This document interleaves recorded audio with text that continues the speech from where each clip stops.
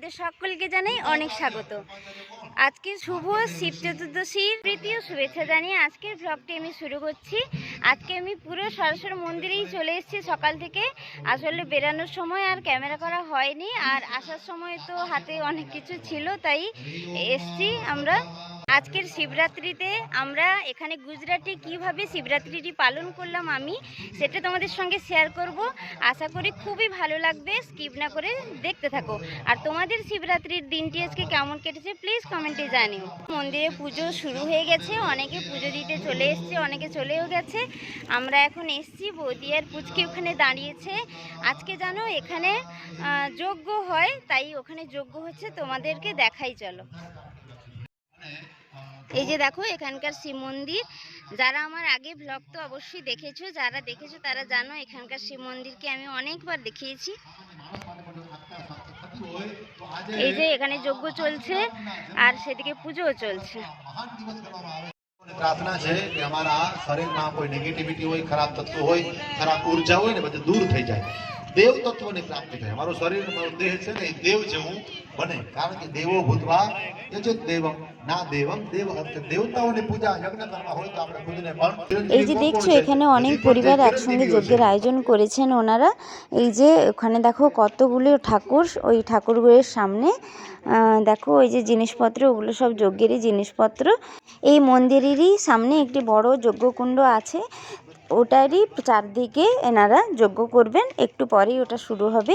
আর এদিকে দেখো এখানে যারা এসেছেন পুজো দিতে ওনাদের প্রসাদ দিচ্ছেন। এখন আমরা যাই পুজোটা দিয়ে দিই তাড়াতাড়ি, নাহলে অনেকটাই ভিড় হয়ে যাচ্ছে আর কি বলবো। দেখো কতটা ভিড় হয়েছে সামনে, এখন লাইন দিতে হবে। ভিতরে আর ক্যামেরা করা যাবে না মনে হচ্ছে, কিন্তু না দেখো পিছন থেকে বৌদি আমাদের ভিডিওটা করে দিচ্ছিল, কারণ বৌদি ঢোকেনি তো, তাই পিছন থেকে ভিডিওটা করছিল বৌদি।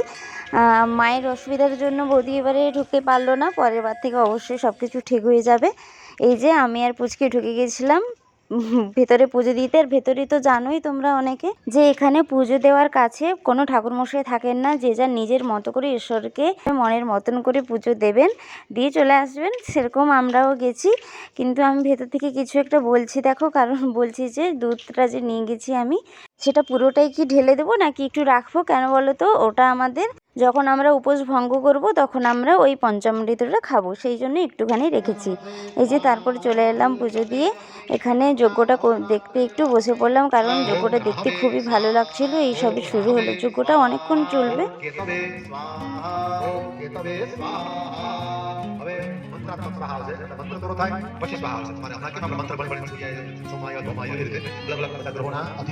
আর এই যে আমরা যজ্ঞ দেখছি আর এদিকে ভিডিও করে যাচ্ছি, আর ক্যামেরাটা অন করলে সবাই তো ক্যামেরার দিকে তাকাবে, এটাই একটু স্বাভাবিক।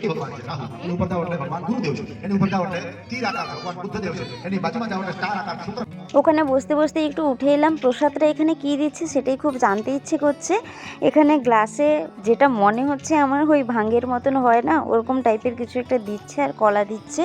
আমরা এখনও ট্রাই করিনি, কারণ কি বলতো আমি আর বৌদি একটু নির্জলা উপবাস করছি আজকে। শিব চতুর্দশীটি আজকে রাত 8টা থেকেই পড়েছে, তো তাই আমরা রাত 8টা পর্যন্ত একদম নির্জল উপবাস করব। তারপরেই ওই পঞ্চামৃতটা খেয়েই তারপরে কিছু আমরা খাবো। আর পুচকি ওখান থেকেই নিয়ে চলে এসছে, বললাম যে কেমন খেতে রে, বলছে খুব ভালো। যাই হোক পরে এটিকে ট্রাই করব, রাতে একবার আবার আসবো, তখন দেখব কেমন খেতে। সকলের পুজো দেওয়ার মাঝখানে ঠাকুরমশাই একটু এসছেন, একটু পুজো দিয়ে দিচ্ছেন, কারণ ওই আরতির মতন করে একটু পুজো হচ্ছে এখানে, তাই আমি একটু ভিডিও করতে চলে এলাম।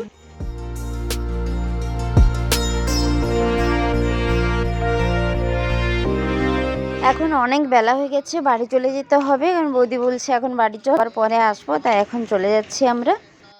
বাড়ি আসার পর দেখো তোমরা পুচকের ফ্রেন্ডকে শুধু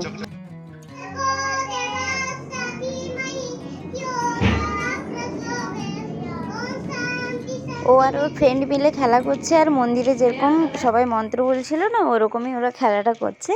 তারপরে এই যে আমাদের শুরু হয়ে গেল ফটো সেশন। মন্দিরে এত ফটো তুলেও শান্তি হয়নি। এই যে বৌদিকে দেখো ফটো তুলতে তুলতে শেষ পর্যন্ত বসেই পড়েছে। তারপরে একটু শুয়ে রেস্ট নিচ্ছিলাম, ঘুমোইনি। আর তারপর সন্ধ্যাবেলা দাদা নিয়ে এসছে এই মিষ্টি প্যাকেটটি।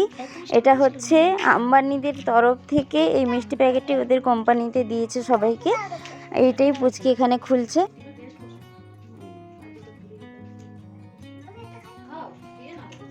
হ্যাঁ খাও। ডায়মন্ড বসানো আছে সামনে, বাহ। ঠিক আছে, আমি পরে টেস্ট করবো। হোক, তুমি ডায়মন্ড মিষ্টিটা খেয়ে নাও।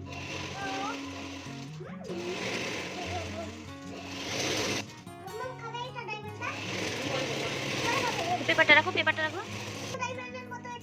হ্যাঁ, ডায়মন্ড ডায়মন্ড। বসতে বসতেই 8টা বেজে গেছে, তাই আমরা আবার একটু বেরিয়ে চলে এলাম ওই মন্দিরেই, একটু ঠাকুরকে প্রণাম করেই তারপরে আমরা খাবো কিছু। আর সকালের মতো এখনও সেই প্রসাদ বিতরণ এখনও চলছে, দেখো অনেকে নিচ্ছেন এখান থেকে। এখন আমরা যাই, আগে ঠাকুরকে প্রণাম করে আসি।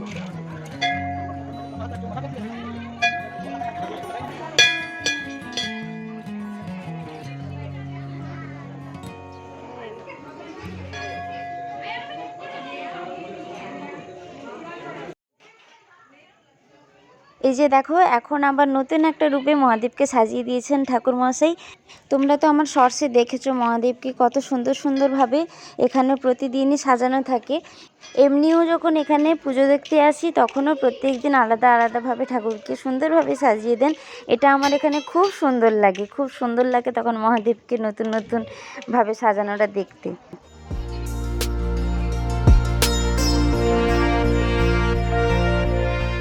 সকালে তখন এত ভিড়ের মাঝে এটি পরা হয়নি, দেখো এটি পরতে বেশ সুন্দর লাগে না? বৌদি এখানে সবাইকে পরিয়ে দিচ্ছে, পুটকিও পরিয়ে দিচ্ছে, আমাকেও পরিয়ে দিয়েছে, খুব সুন্দরভাবে পরিয়ে দিয়েছে বৌদি সবাইকে।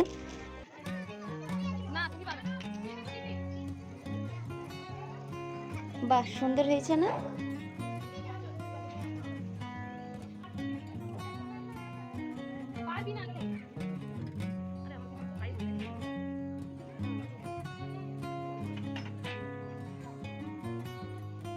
এখানে গণেশজি আর বজরংবলী দুজনেই আছেন, তাই তোমাদের একটু দেখিয়ে দিলাম।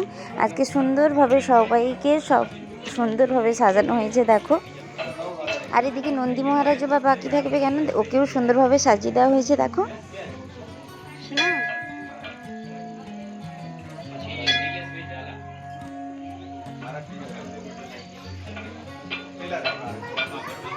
তারপরে আমরা চলে এলাম খেতে। দেখো এখানে দিচ্ছে গাঁঠিয়া ভাজা, এখানে প্রতিটা মন্দিরেই এই গাঁঠিয়া ভাজাটি বিতরণ করা হয়। আর সেখানেই খেয়ে নিয়েছিলাম ওই যে শরবতটা, জানি না ওটা ভাঙের মতন কিনা, কিন্তু ভালোই খেতে। তারপর বাড়ি এসে আমরা গুড় জল খেলাম। এখানে দাদা আমাদের বানিয়ে দিচ্ছে, এই যে লেবু দিয়ে নুন দিয়ে গুড় দিয়ে জল, এটা বানিয়ে দিচ্ছে আমাদের।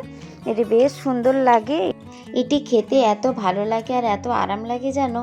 আর তারপরে খাওয়ার পর একটু আজকে সারাদিনের জলের ঘাটতিটাও একটু মিটবে।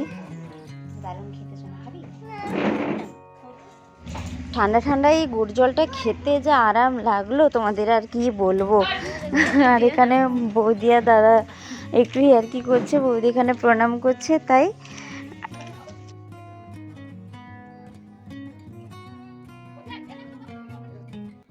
সকলকে জানাই মহাশিবরাত্রি। আজকে ভিডিওটি এখানেই শেষ করছি। ভিডিওটি ভালো লাগলে please like comment share subscribe করে দেবে, এবং আজকের ভিডিওটি কেমন লাগলো প্লিজ জানাবে। সকলে ভালো থেকো, সুস্থ থেকো এবং আমার চ্যানেলের সাথে থেকো। টাটা।